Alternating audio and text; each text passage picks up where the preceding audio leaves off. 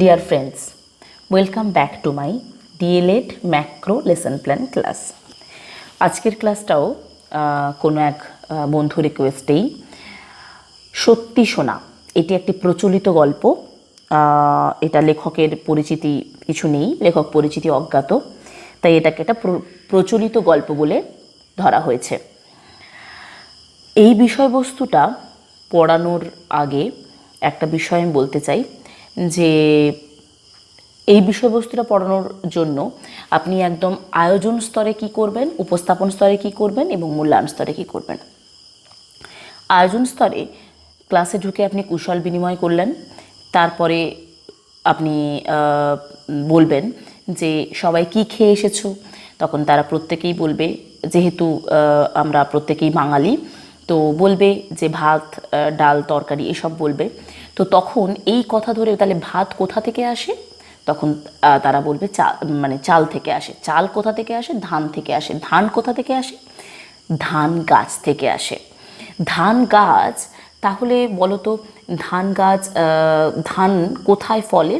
বলবে ধান খেতে ফলে বা জমিতে ফলে।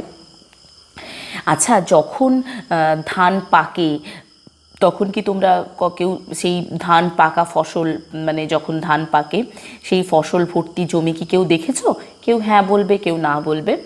তো বলবে যে যদি যারা দেখেছো তারা তো জানোই, আর যারা দেখোনি, যখন ধান পাকে বা পাকা ফসল হয়, ধানটা পেকে যায়, কাঁচা অবস্থা তো সবুজ থাকে, তারপর যখন পেকে যায় একদম সোনার মতো রং হয়, একদম সুন্দর হলুদ বর্ণের স্বর্ণাভ বা সোনার মতো উজ্জ্বল রং সুন্দর হয় ধানটা পেকে গেলে।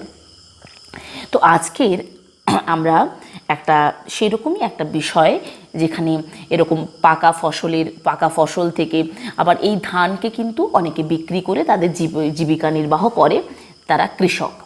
তো আজকের আমরা এই ধান ফলে এবং সেটা যে একটা সম্পদ, জমির সম্পদ, বা সেটা যে ওই জমিতে লুকোনো সম্পদ হিসেবে আর কৃষকরা মনে করে, ধানটা হচ্ছে তাদের কাছে সম্পদ, লুকোনো সম্পদ হিসেবে কৃষকরা মনে করে, সেই বিষয়বস্তুটার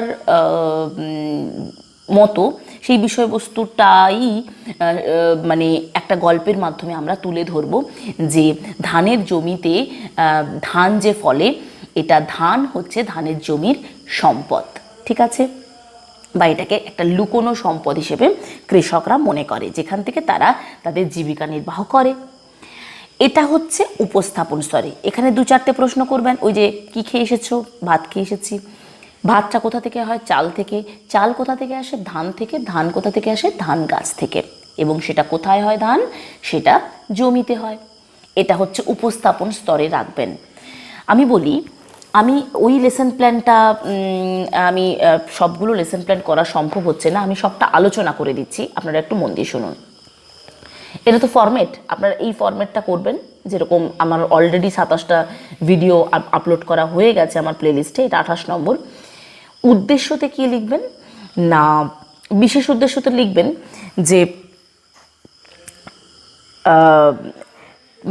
বলবেন সাধারণ উদ্দেশ্য তো মাতৃভাষা সঠিকভাবে পড়তে পারবে, শ্রবণ, কথন, পঠন, লিখন দক্ষতার বিকাশ ঘটবে, ভাষা ব্যবহারে দক্ষ হবে, নতুন নতুন শব্দের অর্থ বুঝতে পারবে এবং বাক্যে ব্যবহার শিখবে। এটা সাধারণ উদ্দেশ্য।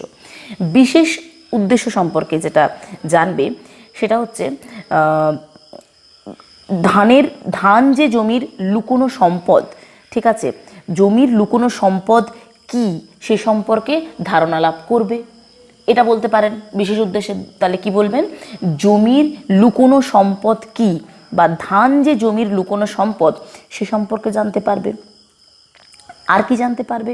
যে পরিশ্রম করলে তার বিনিময়ে কিন্তু তার ফল অবশ্যই পাওয়া যায়।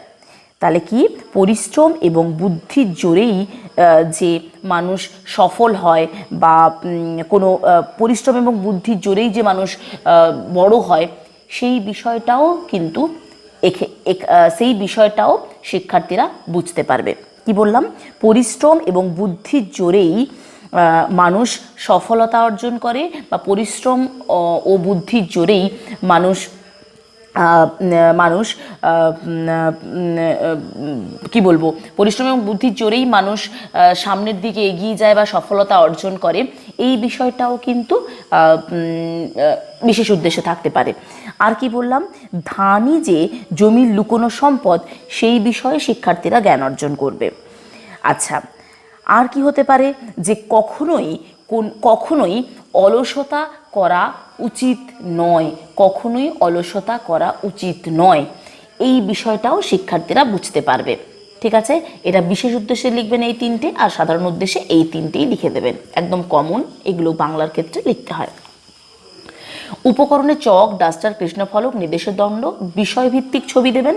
এখানে বিষয়ভিত্তিক ছবি থাকবে, এই যে ফসল, এই যে দেখুন, এই যে মাঠ, দেখবেন বইয়ের মধ্যে এরকম একটা ছবি আছে, এই ছবিটাকে কিন্তু সুন্দর, বেশ ধান গাছ হয়েছে, হ্যাঁ, এখানে কৃষক মাটি কোপাচ্ছে, মাটি কাটছে, এই মাটি কোদাল দিয়ে মানে মাটি কুপিয়ে কুপিয়ে তুলছে, এই বিষয়ে একটা সুন্দর একটা পরিবেশের ছবি কিন্তু আপনি চার্ট হিসেবে করে নিয়ে যাবেন।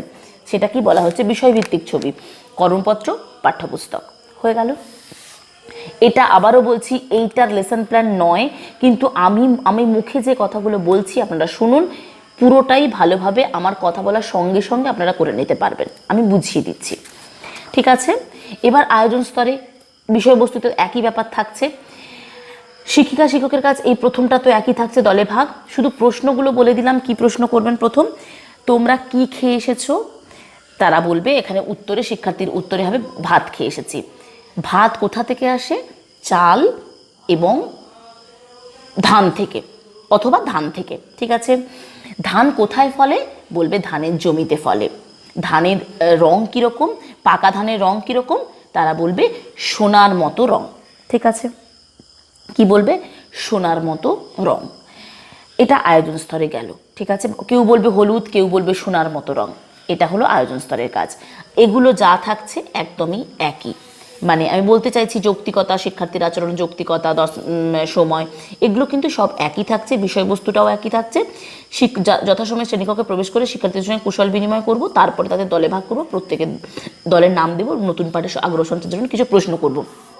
প্রশ্নগুলো আমি বলেই দিলাম, কি করবেন, কি বলবেন, ওই তারা কি খেয়ে এসেছে, সেটা কোথা থেকে আসে, সেই ধান বা কোথায় ফলে, তাকে কি বলে, কারা চাষ করে, কৃষকরা চাষ করে, এই বিষয়ে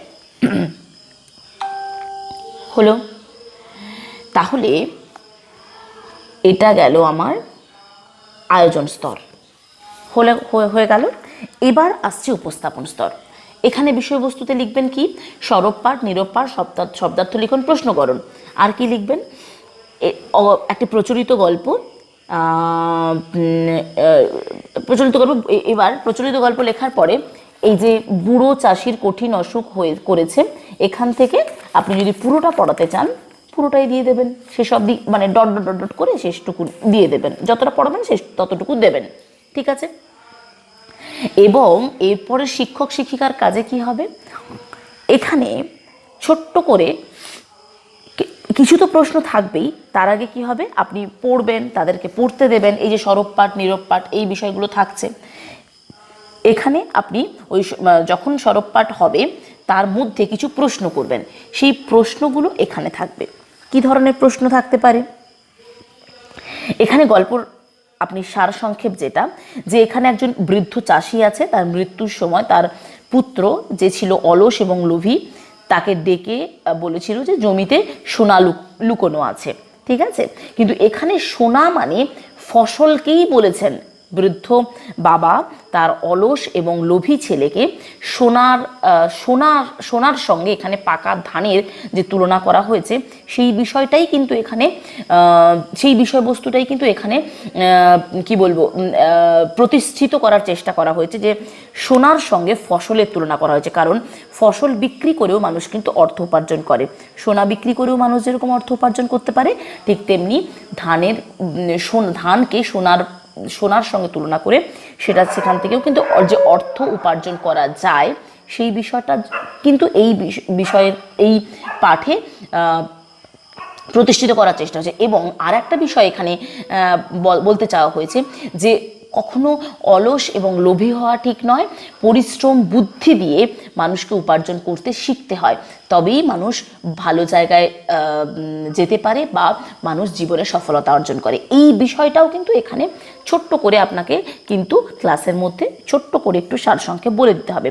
এবং পরে যখন চাষি শ্রমিক দিয়ে, সে নিজেও চাষ করতে চাইলো না, মাটি খুঁড়তে চাইলো না, সে ভেবেছিল যে এখানে সোনা আছে, সে মাটি খুঁড়তে চাইছিল না।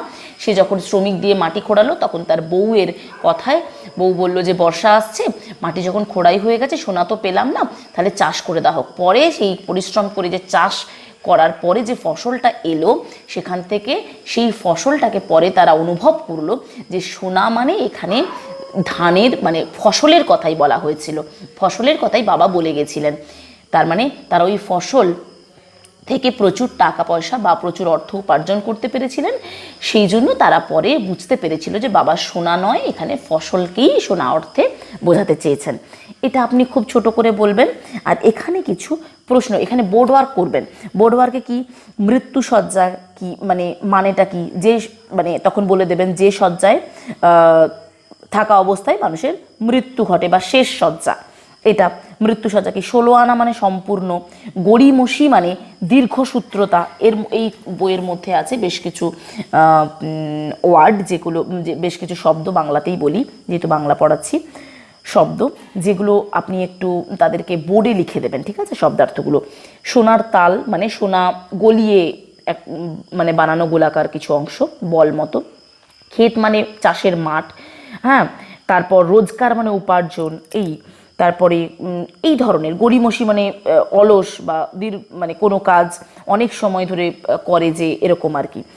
আচ্ছা, তাহলে এই ধরনের কিছু আপনি শব্দার্থ বোর্ডে লিখবেন, এবং যেটা লেফট সাইডে এই উপস্থাপন স্তরের বাম দিকে যে সাদা পেজটা থাকবে সেখানে সুন্দর করে বোর্ড ওয়ার্ক বলে লিখে দেবেন এবং কিছু মিনিং লিখে দেবেন। ঠিক হলো। এবার এখানে কিছু বিষয় সম্পর্কিত পড়াবেন, গ্রুপে ভাগ করে দেবেন, সরব পাঠ হবে। এই যে এরপর শিক্ষার্থীদের ছেদ জ্যোতিচিহ্ন অনুযায়ী গল্পটির প্রথম, এখানে বলা হয়েছে প্রথম দ্বিতীয়, যে সেই গল্পটা অনুযায়ী করবেন এবং ত্রুটি থাকলে তা দূর করে দেবেন। এরপর কঠিন শব্দগুলো অর্থ পড়ে লিখে দেবেন। শিক্ষার্থীদের খাতায় লিখে নিতে বলবো। এরপর গদ্যটি শিক্ষার্থীদের বুঝিয়ে দেবো, মাঝে মাঝে প্রশ্ন করব। কি প্রশ্ন করব সেটা এই ধরনের প্রশ্ন, যেরকম বুড়ো চাষির সংসারে কে কে ছিল? তার একমাত্র ছেলে ও বউ। আচ্ছা, তারপরে কি বুড়ো চাষির ছেলেটি কেমন প্রকৃতির ছিল? তারা বলবে অলস ও লোভী প্রকৃতির ছিল, ঠিক আছে। তারপরে এটা বলা যেতে পারে যে চাষির ছেলের, আচ্ছা, এটা বলা যেতে পারে যে সোনা, এখানে প্রকৃত এখানে সোনা অর্থে কি বোঝানো হয়েছে? তারা বলবে পাকা ফসল বা ধানের পাকা ধান যখন পাকা ফসলের কথা বোঝানো হয়েছে। এই ধরনের ছোট ছোট কয়েকটা প্রশ্ন আপনি করবেন, ঠিক আছে। এটা গেল উপস্থাপন স্তর। এবার আসবে মূল্যায়ন স্তর। মূল্যায়ন স্তর তো খুবই সহজ, যা আছে ফরম্যাট একদম তাই লিখবেন। শুধুমাত্র এখানকার বিষয়বস্তু হচ্ছে কর্মপত্রে আপনি কিছু প্রশ্ন দেবেন। সেই প্রশ্ন আবার কোথা থেকে দেবেন আমি বলে দিচ্ছি। এই যে দেখুন শূন্যস্থান আছে, বইয়ের মধ্যেই শূন্যস্থান আছে, এখান থেকে কিছু দেবেন।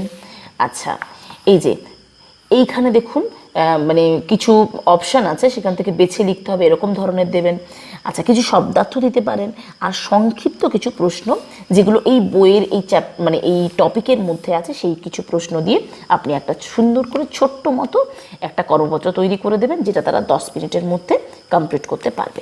বিশেষত শূন্যস্থান এবং ওই বেছে লেখার ব্যাপারগুলো রাখবেন কর্মপত্রের বিষয়। আর মূল্যায়নে কিন্তু যা আছে প্রায় তাই কিন্তু লেখা হয়ে যাবে, পুরোটাই তাই আপনারা একদম কপি পেস্ট করে দিতে পারেন খাতাতে, কোনো অসুবিধা হবে না, কারণ এটা আমি বাংলাতে লিখেছি, ঠিক আছে। তাহলে আশা করি আপনাদেরকে প্রশ্ন কিভাবে বোঝাতে হবে সেই বিষয়টা বলতে পারলাম। তো চেষ্টা করছি পরপর করে দেওয়ার, একসঙ্গে তো আমার পক্ষেও একেবারে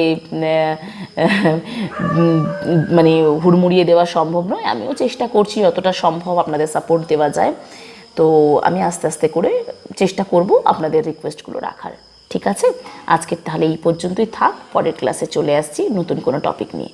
ততক্ষণ সবাই ভালো থাকবেন, সুস্থ থাকবেন, টাটা।